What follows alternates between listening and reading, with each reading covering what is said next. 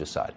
Dr. Makary is a professor at Johns Hopkins School of Public Health, and we're happy to have him join us tonight to make sense of all of this. I'm not going to ask you, Doctor, to weigh into the politics of it, but just as a consumer of health news and a non-physician, I'm baffled. I think our audience is probably baffled by how Fauci can one day say it's on, the next day off, the next day on. Well, for the most part, he's been using the wrong data the entire pandemic, and that data they're using is total hospitalizations, picking up a lot of incidental positive findings because hospitals do mass PCR testing of everybody that walks in the door. So that number right now is north of 60 and 62% in most of the country, and yet they continue to cite the overall hospitalization numbers.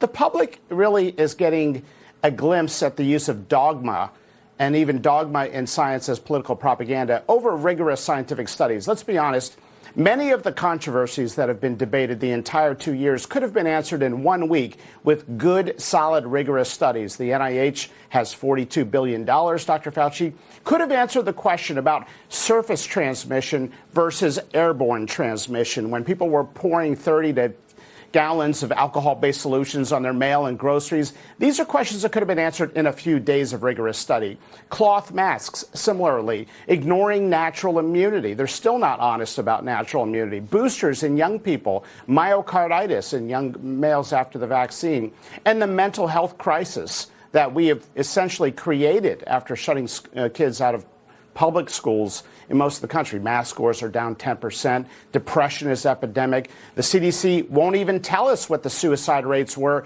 during the pandemic, which is very odd. They publish that every year on an annual basis.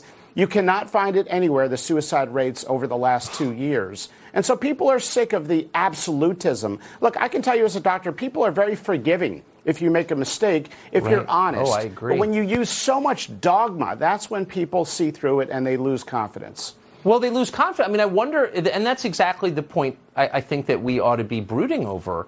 If people don't trust their card dealer, it's one thing. If they don't trust their public health authorities, I mean, you're going to have people who are treating stage 4 pancreatic cancer with crystals and aromatherapy because they're so afraid of doctors because they've been lied to too much. Do they get that?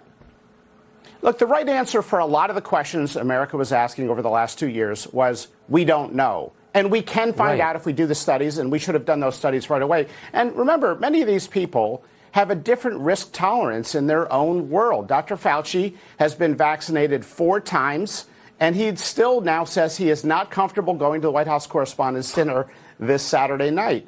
So that is the person that's behind all the COVID policies in the United States.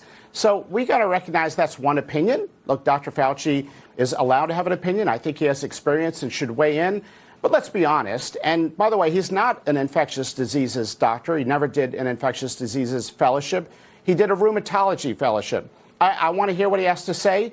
But I've been to about 5 or 6 major doctors' conferences over the last few months nationwide, large conferences with thousands of doctors. They're not wearing masks, with the rare exceptions, maybe 5 or 10%. So when you have doctors aggregating in auditoriums, doing their lectures and conferences, then at social events with hundreds of people not wearing masks, what does that tell you about the public health guidance that we've gotten?